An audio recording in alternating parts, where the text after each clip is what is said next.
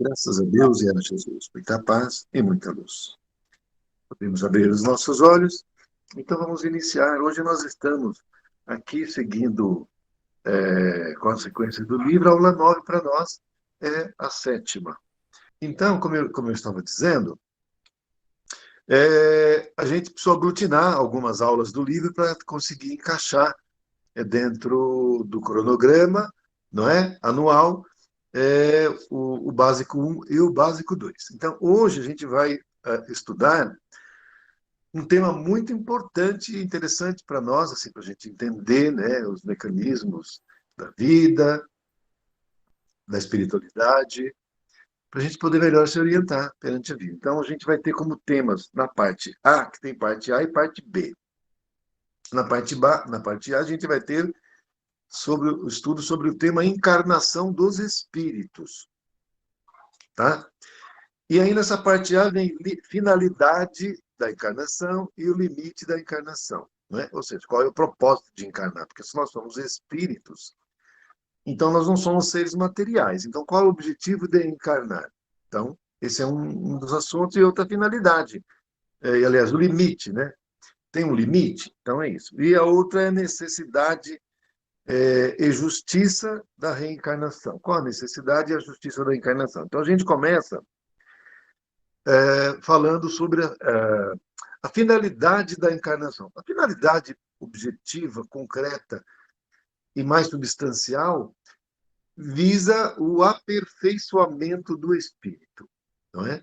Porque Deus criou espírito e matéria. Tudo que existe é Deus, espírito e matéria. Então Deus criou espírito e matéria. E os espíritos, eles se valem da interação com a matéria para o seu desenvolvimento, para o seu aperfeiçoamento. Então, ocorre que o objetivo da encarnação, a finalidade da encarnação é o progresso do espírito e o aperfeiçoamento do espírito, de cada um de nós, não é?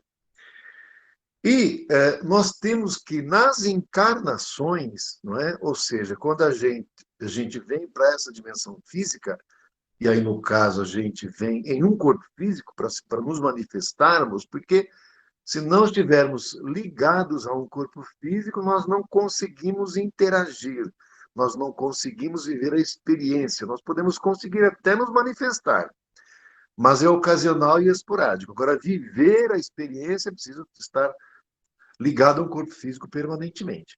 Porque um espírito desencarnado, ele pode se comunicar com alguém que esteja encarnado através de um médium, e etc. Mas viver a experiência precisa encarnar. E aí, para que a gente encarna? A gente tem tipos de encarnações que visam o espírito a aprender através da dor e do sofrimento, que é a expiação. E nós estamos justamente em um mundo que ainda, embora na transição, mas ainda é um mundo de expiações e de provas. Então, o que acontece? A gente encarna para viver expiações e também para viver as provas, e também tem o aspecto da missão. Então, são três formas que a gente vem para viver as experiências aqui no mundo físico, sempre visando o nosso aprendizado, aprendendo lições, nos aperfeiçoando. Umas vezes a gente vem vivendo expiações, outras provas e outras a missão.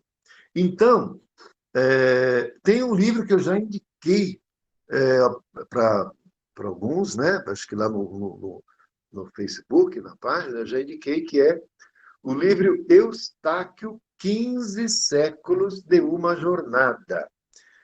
Então, trata-se da trajetória de um espírito que, por ter se equivocado na sua jornada evolutiva, nas encarnações, após ele se arrepender, né, passar pelo processo de arrependimento, ele decidiu, com sinceridade, realmente mudar e se transformar.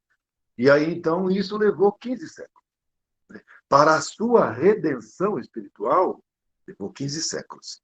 Então, vocês vejam que 15 séculos equivale a 1,5 milênio. Né? 1,5 milênio. E é interessante ler esse livro, porque a gente vai ver, né, essa questão de viver as expiações e também a prova, e os tipos de prova. É muito legal o livro. Deixa eu ver se eu vou ver aqui, peraí.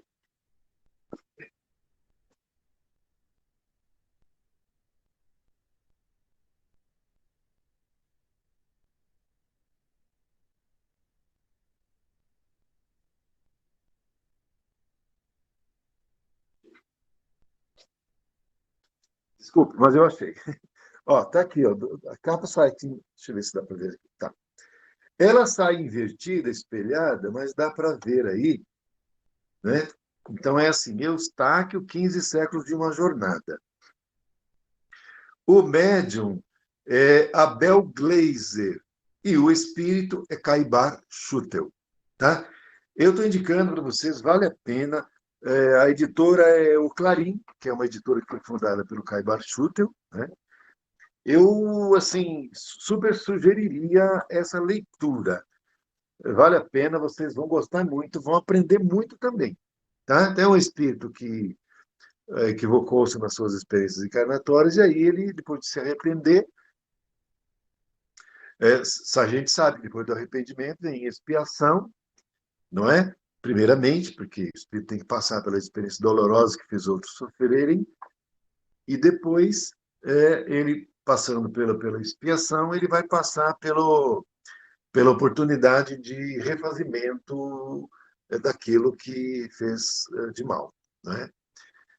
E então aqui a gente tem a questão da expiação, que é um cumprimento da lei de causa e efeito. Então, o sujeito que praticou o mal acaba tendo que viver experiências dolorosas também, porque uma pessoa que agride uma outra, ela não sente a dor que a outra está sentindo. Então, para ela aprender a não agir assim, porque dói no outro essa agressão, ele precisa passar, não é?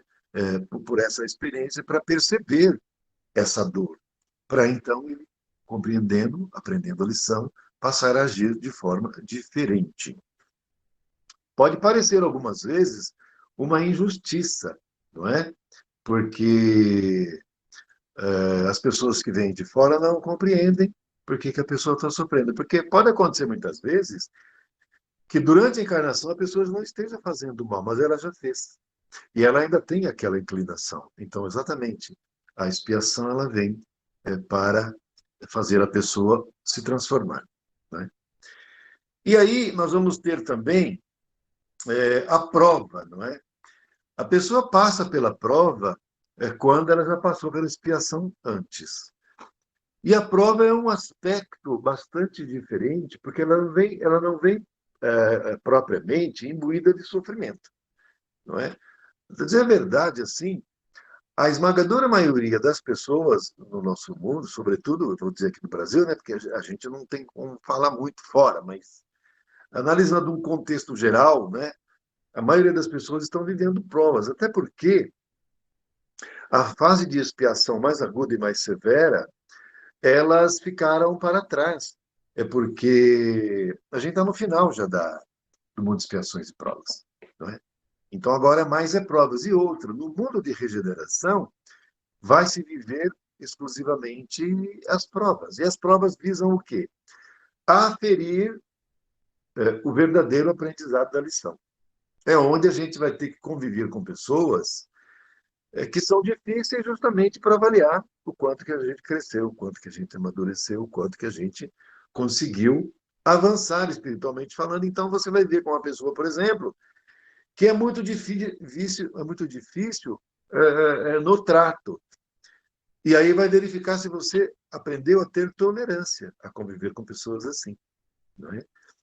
Ou muitas vezes a pessoa agressiva, rude, e aí se vai verificar como é que você lida com isso.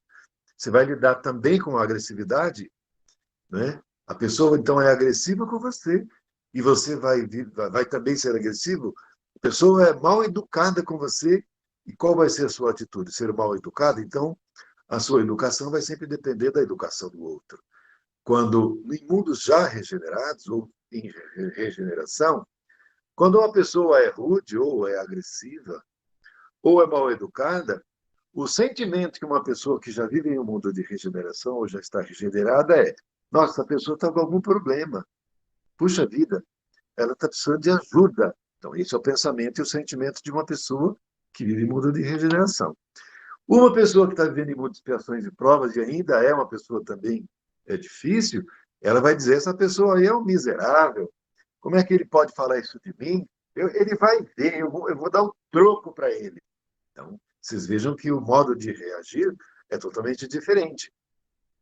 Então, exatamente, a prova visa a verificar como foi o seu aprendizado. É tal qual a prova, por exemplo, dos alunos que estão numa classe de aula, né? Numa classe de escola. Então, a professora, durante o ano letivo, ela passa as lições, ensina, não é? E os alunos vão buscando entender e aprender. Mas como que a professora vai saber se o aluno realmente aprendeu? Ela não tem certeza. Qual é o mecanismo que a professora utiliza para saber se o aluno realmente conseguiu entender e aprender as lições que foram passadas? Ela passa uma prova bimensal, quadrimestral, semestral e anual. Ela vai passando as provas ao longo daquele ano para verificar se houve aprendizado. Conosco que estamos aqui no planeta de expiações e de provas, nós também estamos como que numa classe de aula. E, no caso nosso, a gente está agora na parte das provas. E vamos dizer que a expiação seria durante o período que está sendo passado as lições. E agora a gente está na parte da prova. Né? Então, nós estamos sendo aferidos quanto nós aprendemos a ser tolerantes, pacientes, civilizados, educados, o nosso caráter, se a gente sabe respeitar o outro, se nós somos honestos, né? Qual é o nosso grau de brandura, tudo isso é aferido. E a gente, na convivência, sobretudo dentro do lar, isso é muito perceptível. Dentro do lar, sobretudo. Né? Porque dentro do lar a gente não engana. Fora do lar a gente ainda põe uma máscara. Né? Você está no serviço, aí você detesta o chefe, mas você trata ele pelo menos com educação, né? Mas, na verdade, por dentro, você não está aprovando algumas atitudes e você fica com raiva, né? Quase explodindo, mas você não pode explodir, porque senão você sabe que vai ser demitido do emprego. Mas dentro de casa, não. Dentro de casa, as pessoas são como são. O marido é como é. Quando é namorado, é diferente também. Quando é namorado, trata com toda aquela doçura, mas depois, quando está na convivência conjugal dentro do lar, não é? Aí as pessoas se mostram como verdadeiramente elas são, não é? Então, na nossa vida, a gente está aqui no mundo, na encarnação, e a finalidade, no caso da prova, é justamente aferir o quanto a gente evoluiu em termos de espiritualidade, no concernente ao aspecto moral e no aspecto também intelectual. E ainda nós temos também, como finalidade da encarnação, a missão, não é? Então, quando a gente está vivendo uma experiência que pode parecer uma dificuldade, mas nós amamos o que nós fazemos, porque para alguns é um transtorno, né? Você faz aquilo ali a pulso. Por exemplo, um exemplo bastante simples de dar. Eu lembro que quando eu estava trabalhando em Poá, eu tinha pessoas, por exemplo, que praticavam crimes de menor potencial ofensivo. Então, por exemplo, era uma desinteligência, era uma briga, não é uma ofensa moral, mas que não era uma coisa grave, não era uma contravenção penal ou era um crime mesmo, mas com pouca gravidade.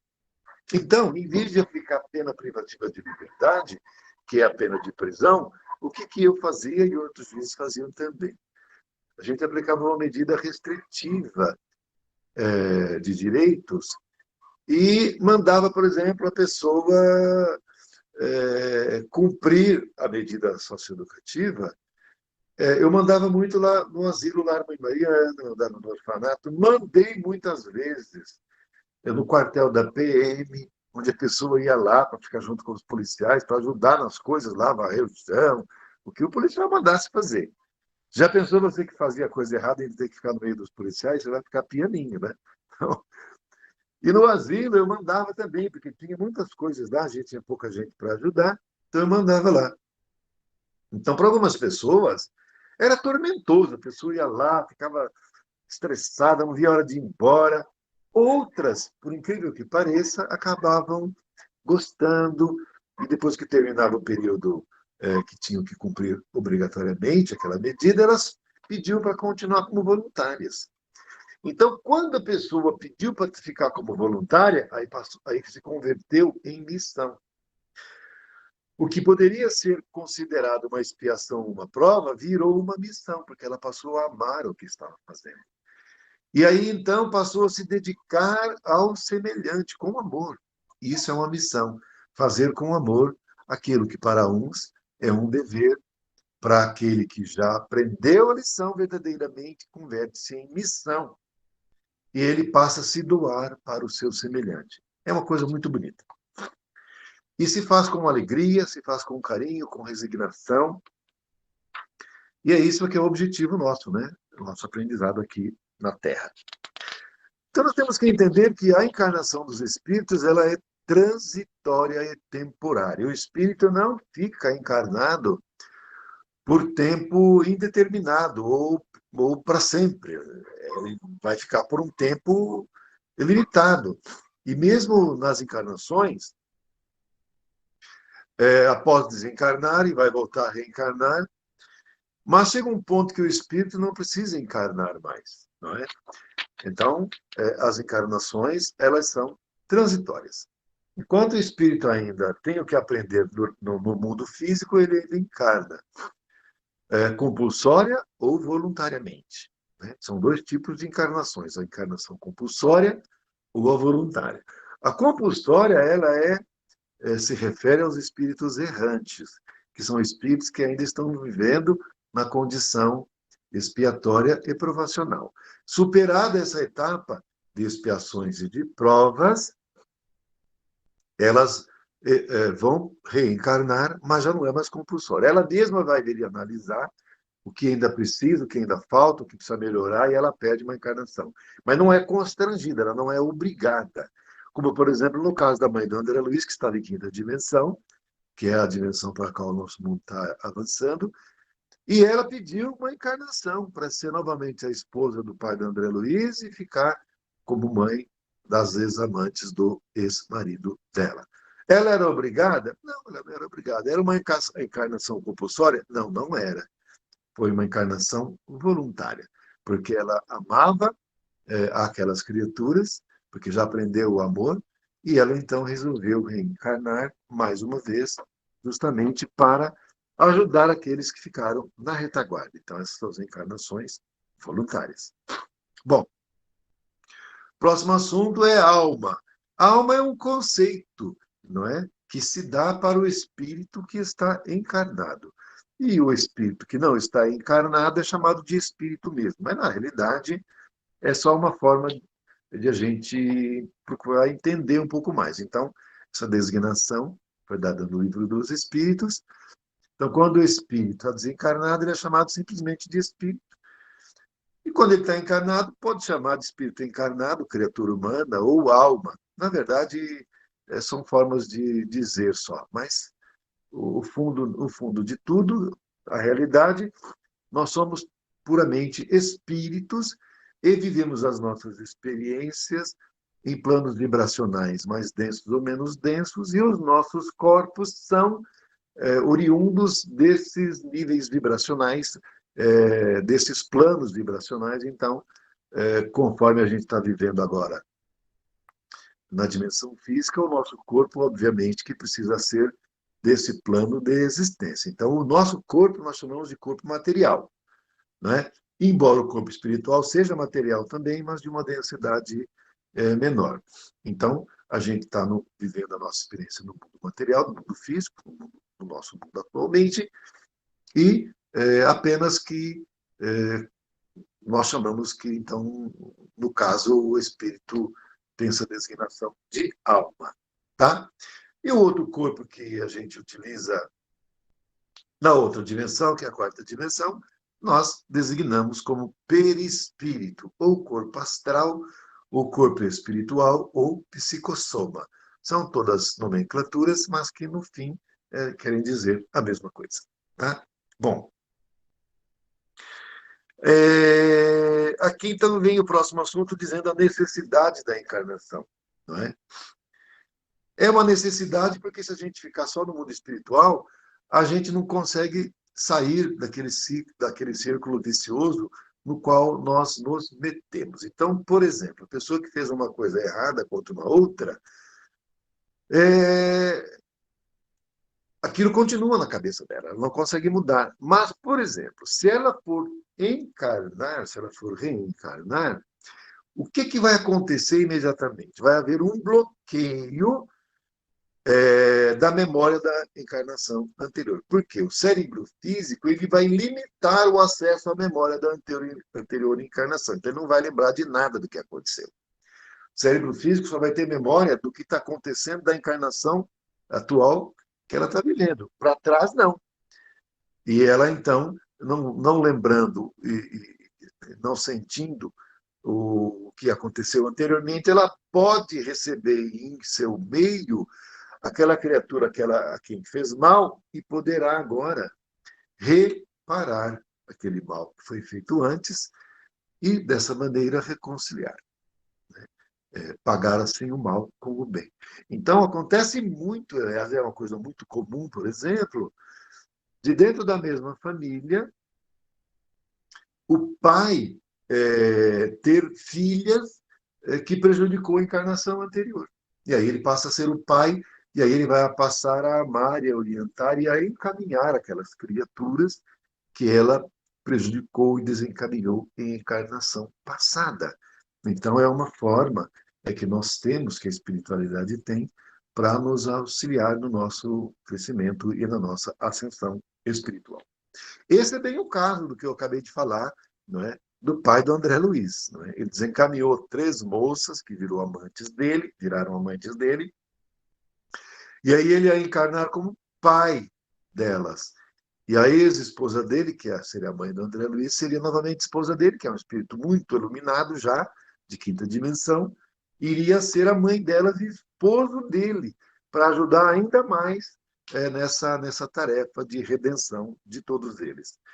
Então, ele agora amaria como filha, o que é bastante diferente, né, da condição de amante da encarnação anterior.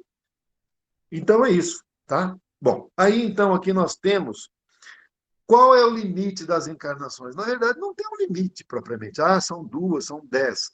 Depende muito de cada um, porque tem espíritos que conseguem avançar mais rapidamente, outros não, são mais turrões, não é? Então, Jesus, por exemplo, ele veio aqui, encarnou entre nós e nos deixou, né, um farol seguro, um caminho seguro que, sem nenhuma dúvida, leva à nossa redenção espiritual. A gente seguir as orientações de Jesus, seu Evangelho, gente, não tem erro, vai dar certo. Ele já deixou para nós as pegadas, mas se a gente for muito turrão, não é? Quisermos sempre fazer as coisas do nosso jeito, aí o que vai acontecer é que a gente vai dar cabeçada, a gente vai querer tomar atalho, fazer o caminho da nossa maneira, e geralmente dá errado e a gente vai ter que refazer os caminhos. Como no caso do livro que eu falei para vocês, do Eustáquio. Não é? Para a redenção dele levou 15 séculos. 1,5 milênio para a redenção. Não é? Seguisse os ensinamentos de Jesus, não levava nenhum século. Levava uma encarnação só e já resolvia a fatura. Então, subsequentemente, nós vamos falar sobre a justiça da reencarnação. Pode parecer que seja injusto, mas, na realidade, se Deus é soberanamente justo, as dificuldades que a gente passa nas encarnações, elas são justas também. Embora a gente possa, muitas vezes, não entender. E até não concordar, e muito pelo contrário, até discordar. Falar, mas eu não fiz nada. É porque a gente não sabe. Agora, é por isso que Paulo de Tarso dizia, em tudo dá graça, porque tudo que Deus faz na nossa vida é para o nosso bem. A gente só precisa confiar e ter fé em Deus, saber que tudo que está acontecendo na nossa vida está certo. Não é? Então, quando vem algum problema, o que Paulo de Tarso nos orientava? Em tudo dá graça. E a doença? Em tudo dá graça. Às vezes a gente acha que uma coisa é para o nosso mal, e não é. Elas são para o nosso bem. A gente chega, às vezes, atrasado no emprego. Vou contar um caso para vocês bem interessante, só para ter uma ideia. Uma vez, Chico Xavier, ele que conta isso. Ele estava indo com dois amigos para um local onde ia ter um evento espírita, e no meio do caminho o carro simplesmente parou. O carro não funcionava. O carro não funcionava, não tinha jeito.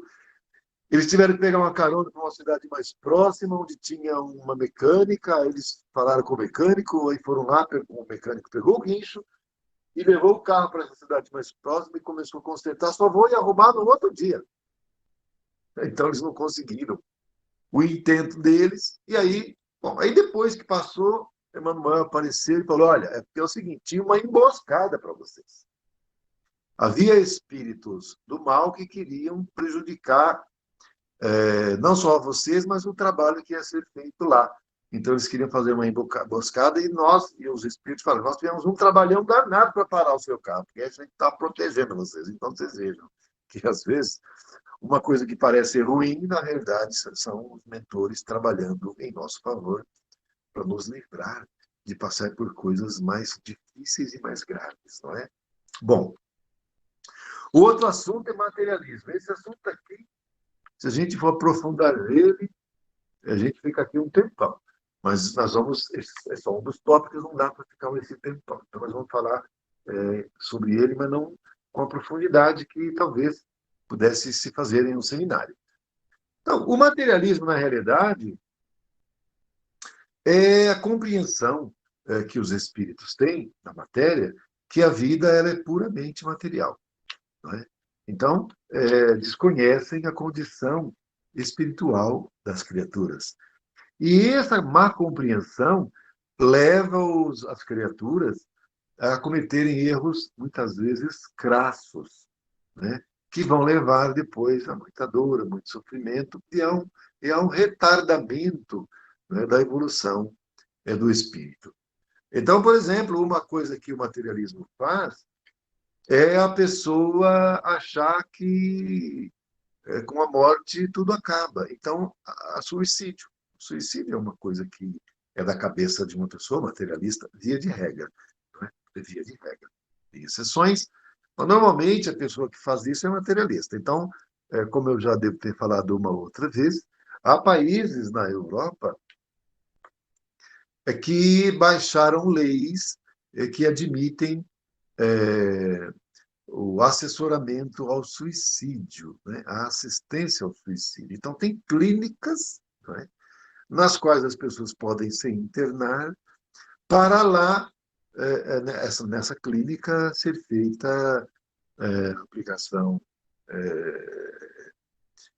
de elementos para a pessoa desencarnar. Então, normalmente acontece assim. E um caso em específico que eu vi na internet era de um senhor que ele era um engenheiro, né?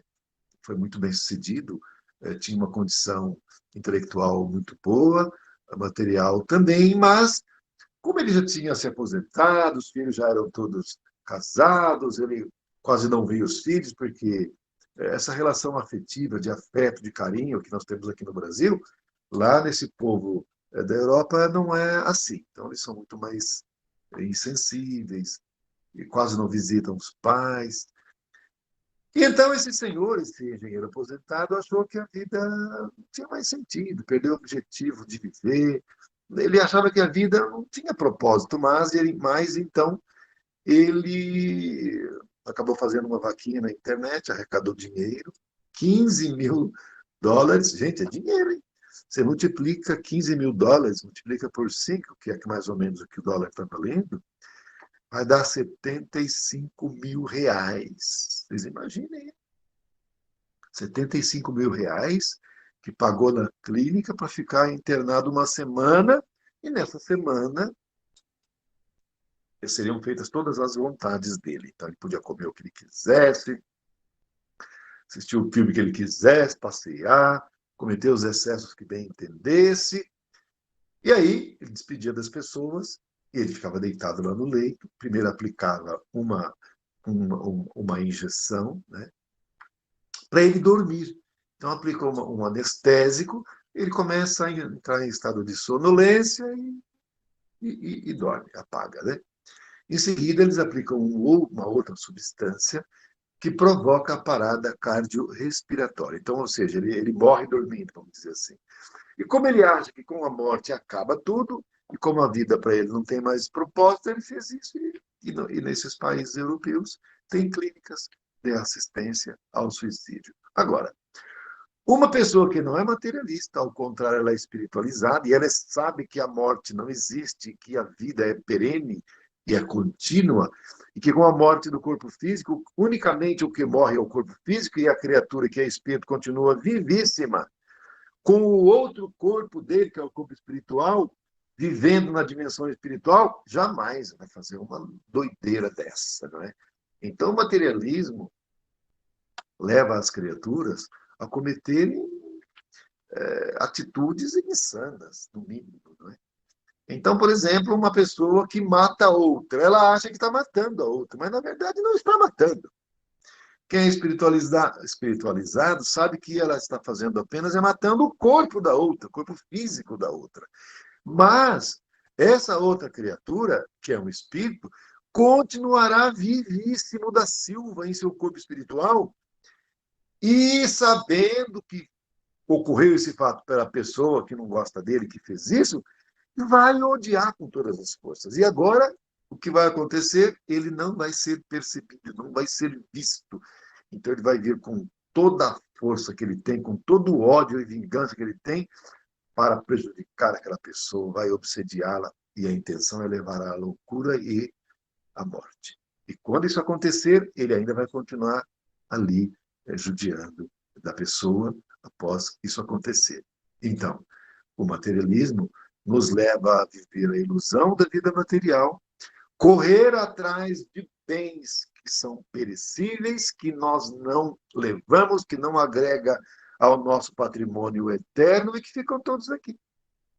Então, a pessoa vive uma vida inteira para ganhar dinheiro, para ter mais, para ter mais, para ter mais, para ter mais, desconhecendo que, na verdade, nada é nosso. Tudo é de Deus e fica tudo aqui.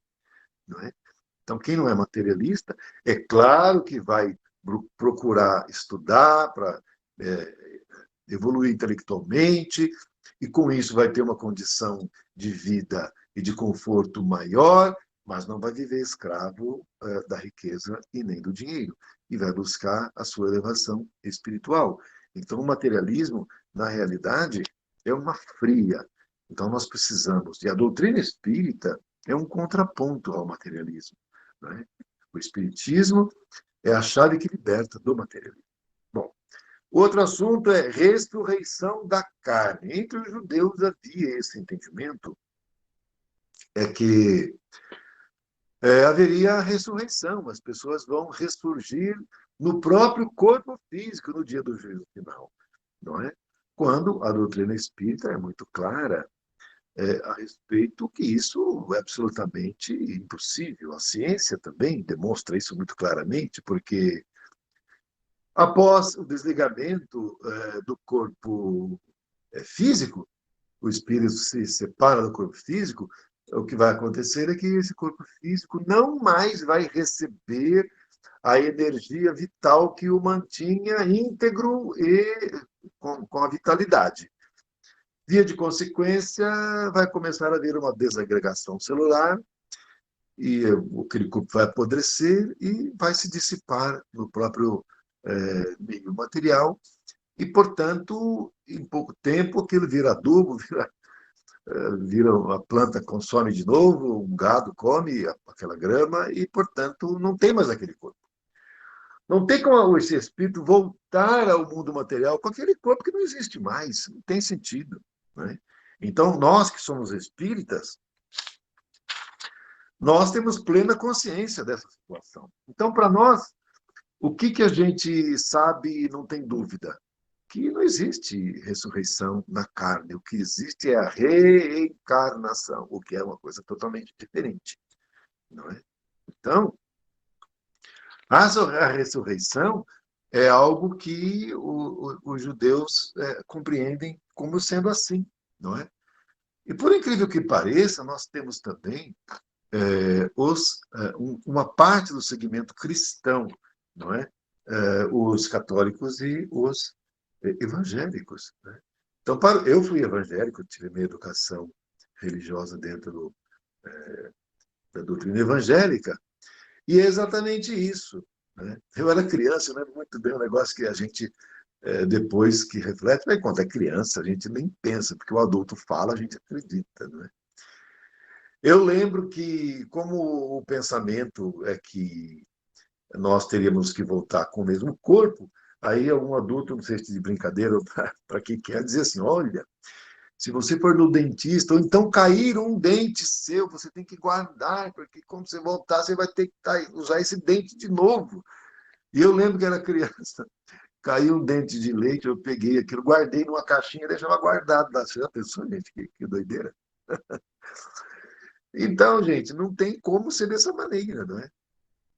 Mas os evangélicos entendem até hoje que a pessoa com a morte, né, do corpo físico, o pensamento é que a criatura vai ficar em um determinado local dormindo, aguardando a volta de Jesus, que então promoverá a ressurreição de todos.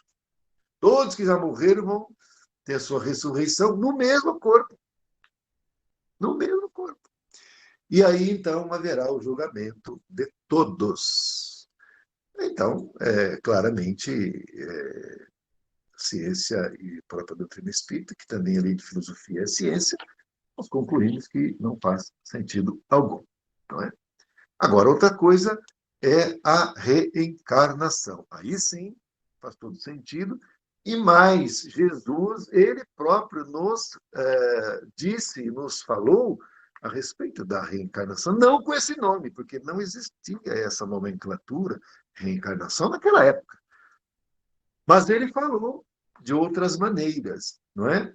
E uma delas, por exemplo, é aquela em que houve a transfiguração, né? Da transfiguração, e os discípulos, nesse ponto, interrogaram a Jesus, dizendo para eles que os escribas diziam que seria necessário, antes da vinda do Messias, que Elias viesse primeiro. Como nós sabemos, Elias foi o maior profeta de Jeová, não é?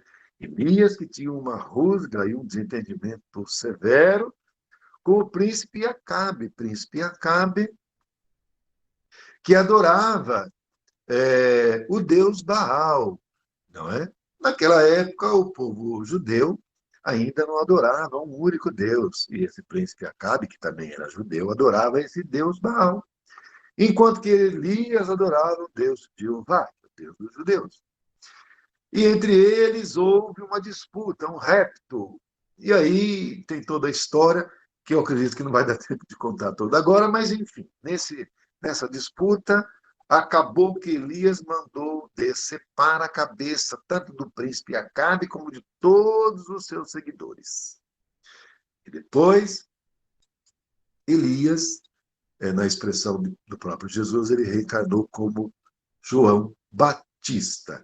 E isso está no livro do evangelista Mateus, capítulo 17, versículos 10 a 13, e no livro do evangelista Marcos, capítulo 9, versículos 11 a 13. E diz assim, eu vou ler para vocês essa parte da Bíblia, tá? E diz assim, e então Jesus lhe respondeu, de fato, Elias há de vir e restabelecer todas as coisas. Mas eu vos declaro que Elias já veio. Não o reconheceram e o trataram como lhes aprouve. É assim que eles farão sofrer o Filho do Homem. Então, seus discípulos compreenderam que fora de João Batista que ele falara. Jesus não falou que houve a reencarnação de Elias na pele de João Batista, mas ele falou, Elias já veio. E aí eles entenderam que Jesus falava de João Batista como sendo uma reencarnação do profeta Elias. A outra passagem que também fica muito patente, é que Jesus fala sobre reencarnação, é aquela passagem bíblica que Jesus trata de um cego de nascença. Essa passagem está no livro do evangelista João, capítulo 9, versículos 1 a 2. Eu vou ler para vocês e em seguida eu faço comentário. E, passando Jesus, viu um homem cego de nascença. E seus discípulos lhe perguntaram: Rabi, quem pecou, este que ali está ou seus pais? Porque a pessoa é cego de nascença. Então, o cego de nascença já nasceu assim, desse jeito, cego, né? E os discípulos perguntaram: Rabi, quem pecou? Ou seja, quem que fez o mal para ele nascer assim? Os pais dele ou ele? E aí Jesus lhes respondeu: não foram os seus pais, foram os seus pais. Então ele não nasceu cego por conta de culpa e de pecado dos pais. Jesus falou isso. E continuou: pois filho não herda culpa dos pais, ou seja, quem praticou o mal não transfere para o outro a dor e a aflição que vai ter que passar, é a própria pessoa. Então ele falou assim: pois filho não herda culpa dos pais, e nem ele, mas o espírito que nele habita. Ou seja, a personalidade que está encarnada não foi ela que pecou, ela não nasceu assim porque ela pecou, até porque ela já nasceu assim. O que Jesus está falando? Mas o espírito que o habita, ou seja, o espírito eterno que praticou o mal em encarnação passada, ou seja, o pecado em encarnação passada, e agora vem cego de nascença numa encarnação expiatória. Então, é uma outra passagem bíblica que Jesus fala sobre reencarnação, mas eu, novamente, reitero, não com o nome de reencarnação, mas ele fala, né, de um espírito que volta a nascer na carne outra vez. Não é? Só que não vai usar o nome reencarnação. E a terceira e mais conhecida passagem que Jesus trata de reencarnação, mas não fala no nome, é aquela passagem que Jesus é procurado à noite, escondido, para ninguém ver, por Nicodemos. Então, Nicodemos, que era um doutor da lei, ele fazia parte do Sinédrio, os 72 do Sinédrio, ele procurou Jesus e falou assim, a passagem também está na Bíblia, tá? Tá em João, no livro de João, capítulo 3, versículos 1 a 2. E nessa passagem, o que acontece? O Nicodemos chega para Jesus e diz assim: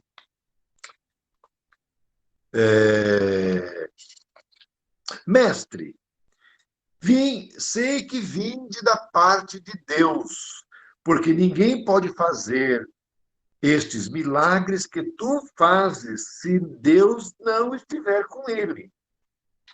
E aí o Nicodemos pergunta: o que se deve fazer para conquistar, não é? Para adentrar o reino de Deus? E aí Jesus responde para ele assim: em verdade vos digo que ninguém pode ver o reino de Deus se não nascer de novo. Gente, para nós fica claro que é reencarnação. Ninguém pode ver o reino de Deus se não nascer de novo. Para nós fica claro que é a reencarnação que Jesus está falando. Mas Nicodemos não entendeu. E Nicodemos, então, disse para Jesus: mas, mestre, como é possível eu, sendo um homem velho, entrar de novo no ventre de minha mãe e de lá sair? Então, vocês viram que Nicodemos não entendeu esse nascer de novo que Jesus falou. Nicodemos pensou que ele teria que entrar de novo, sendo velho, no corpo, no ventre da mãe, e sair de lá outra vez. Não faz sentido, né? Então, Jesus disse para ele assim: em verdade vos digo que quem não renasce da água e do Espírito não pode entrar no reino de Deus. Então Jesus falou de novo para ele: é preciso nascer da água e do Espírito, senão não poderá entrar no reino de Deus. E aí ele fala mais assim: o que é nascido da carne é carne, o que é nascido do Espírito é Espírito.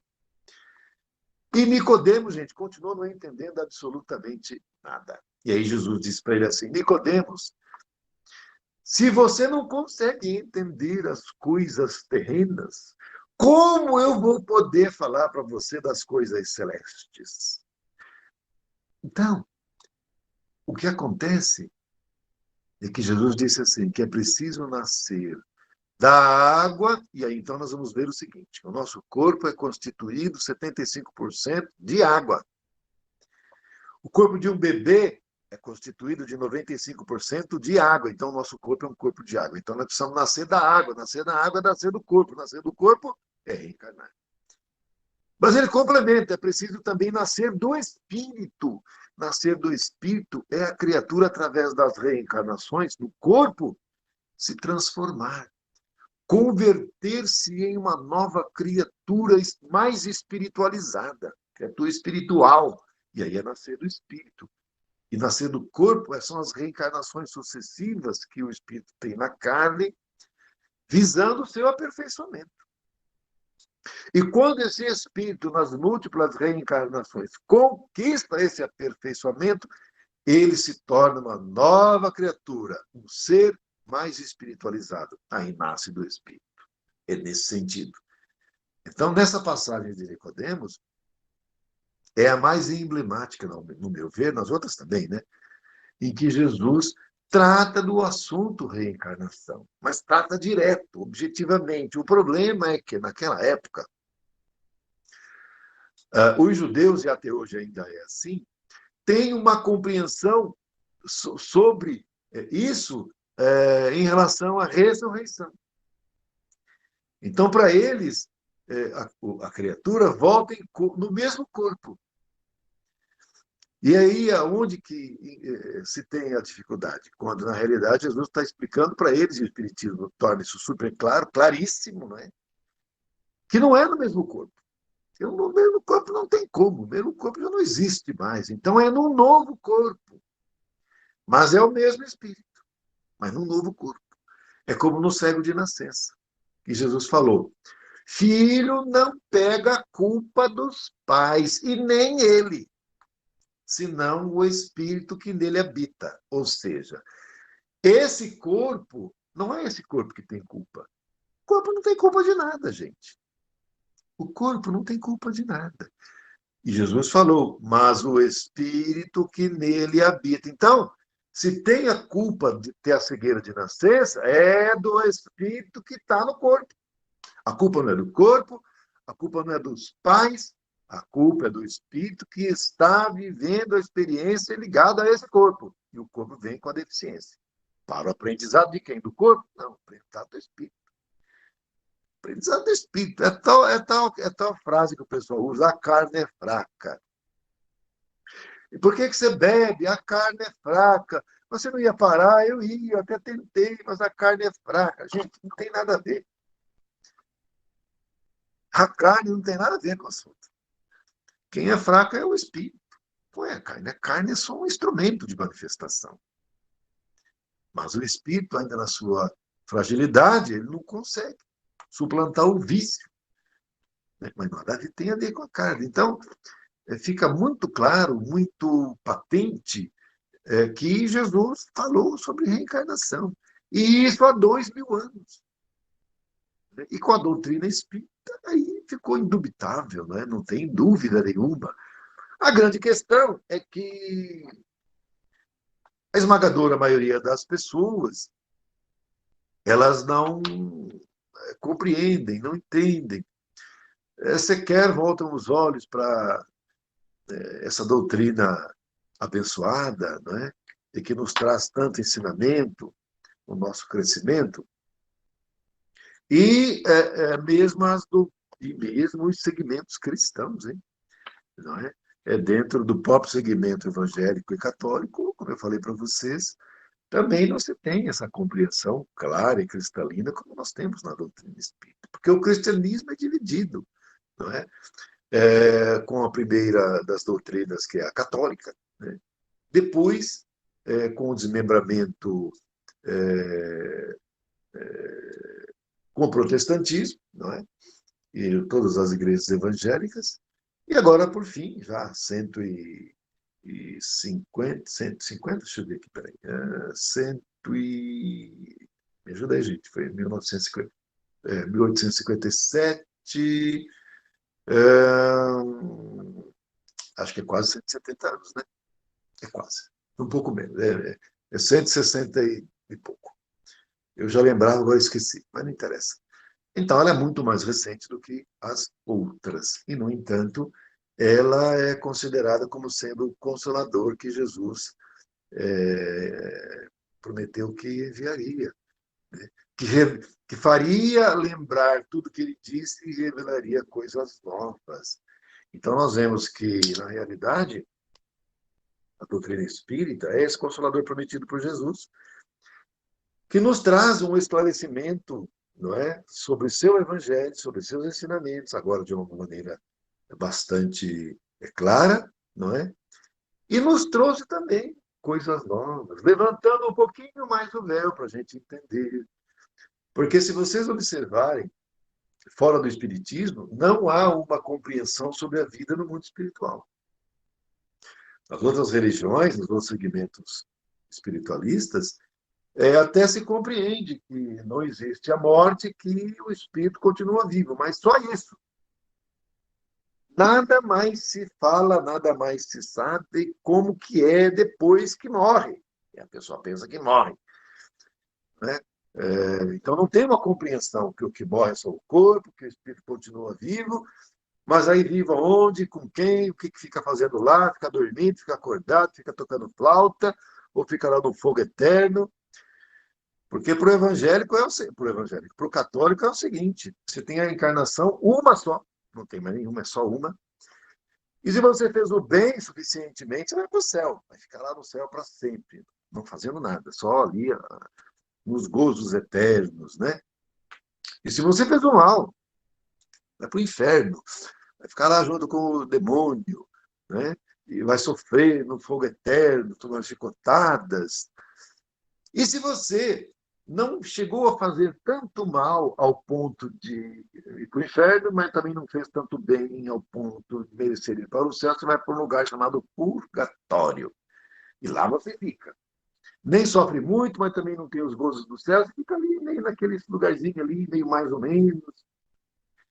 A diferença é que você pode sair dali, desde que outras pessoas façam orações, missas por você, e você poderá sair de lá. Mas não por esforço seu, é dos outros. Esse é o entendimento. E se morreu criancinha na tenra idade, bebezinho, que não teve oportunidade de fazer o mal, mas também não teve oportunidade de fazer o bem, vai para onde? Limbo. Limbo é um lugar para onde vão as criancinhas que morreram bebezinhas, criancinhas que morreram na tenra idade, que, portanto, ainda não tiveram oportunidade de fazer nenhum mal no bem, ficam lá.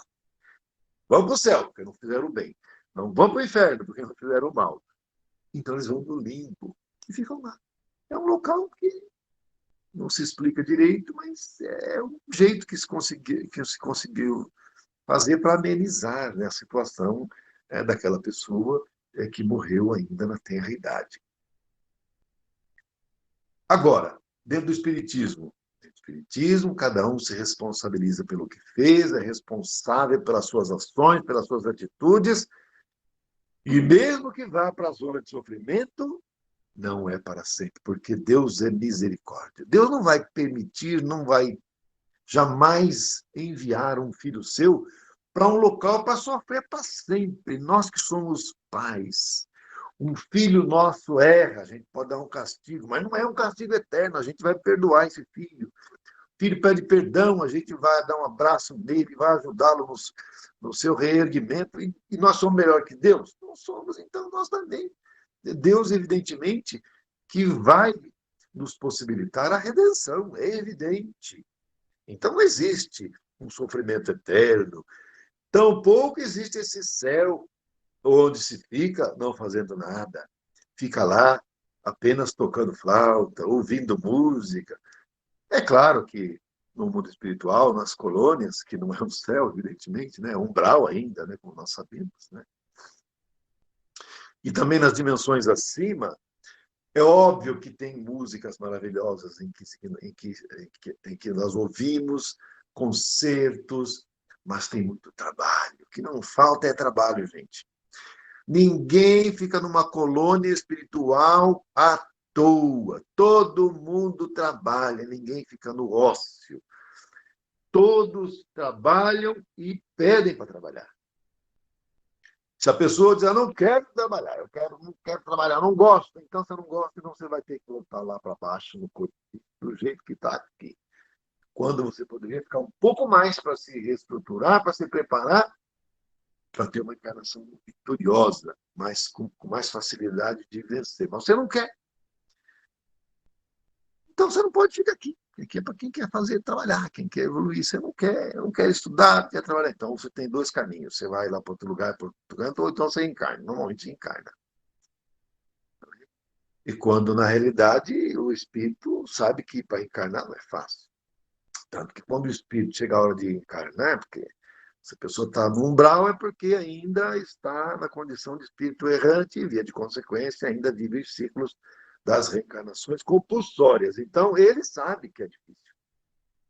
Nesse livro que eu falei para você, do Eustáquio, cada vez que ele ia encarnar, ele suava, ele ficava preocupado, porque ele sabia que ele tinha algumas tendências complicadas e ele tinha medo de encarnar e errar de novo. E quando ele voltava da encarnação, após o desencarne, para o plano espiritual, ele chegava chorando, dizia, eu berrei de novo naquilo, eu não sei, eu não consigo.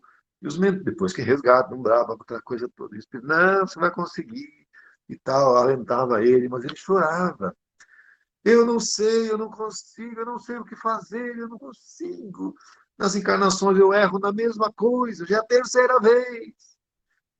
E os mentores, novamente, tratam ele, cuidam dele, orientam, preparam para uma nova encarnação, para dessa vez, nessa nova, uma encarnação nova, diferente, né, vivendo novas experiências, de repente, para dessa vez não falhar. Então, vocês vejam que a vida no mundo espiritual é uma coisa bem legal.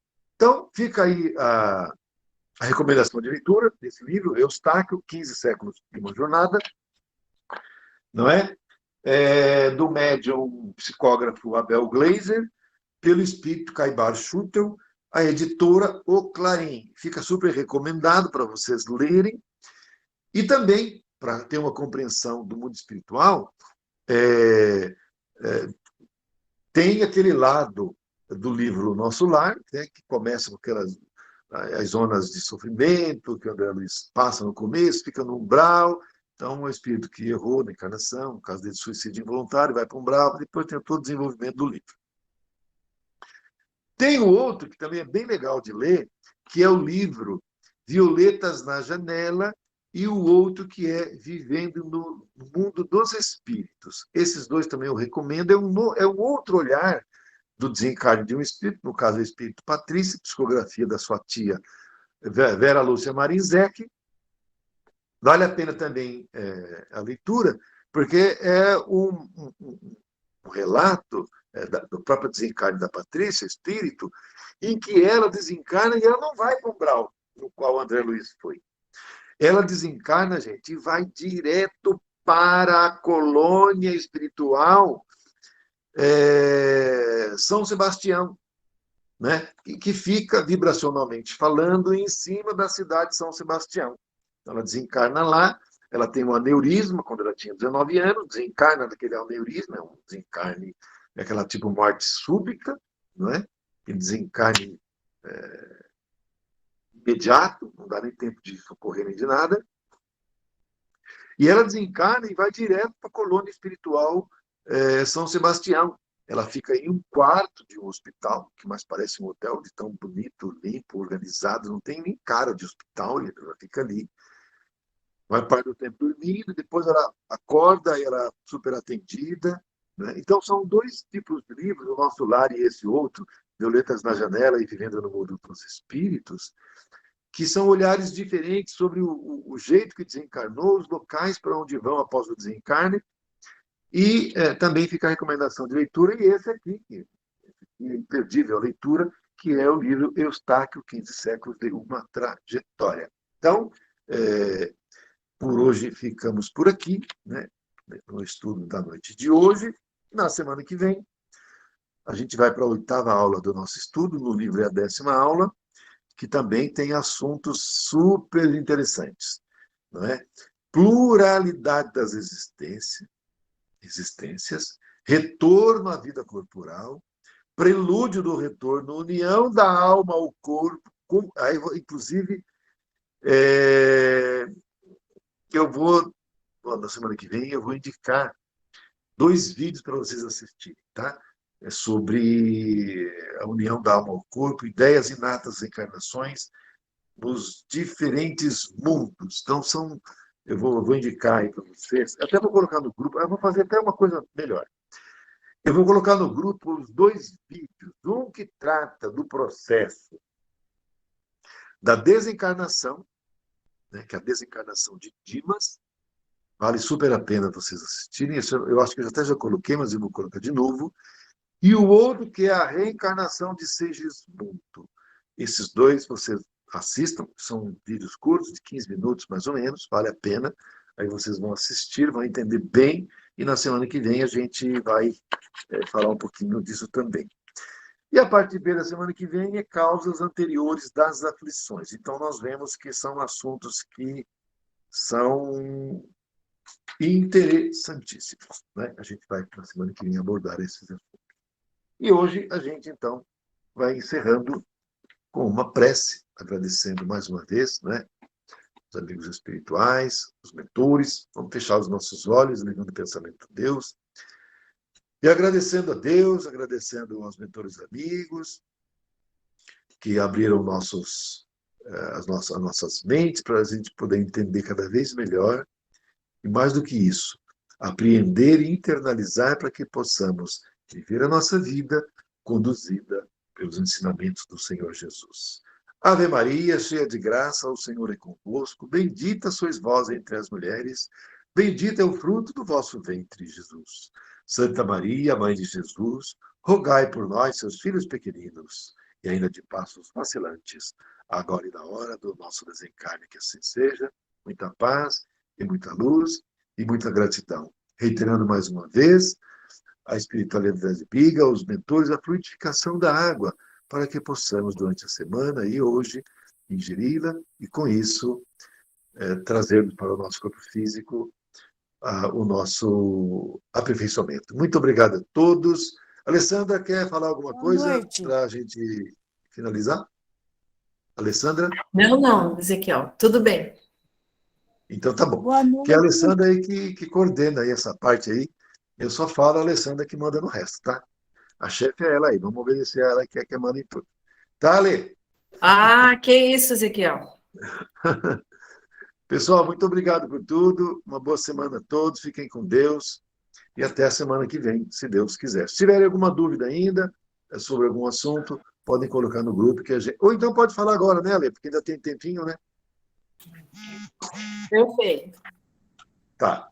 Então, Não, mas se é tiver uma alguma... semana abençoada para todos, e aí qualquer dúvida também pode deixar no grupo. Perfeito. Perfeito.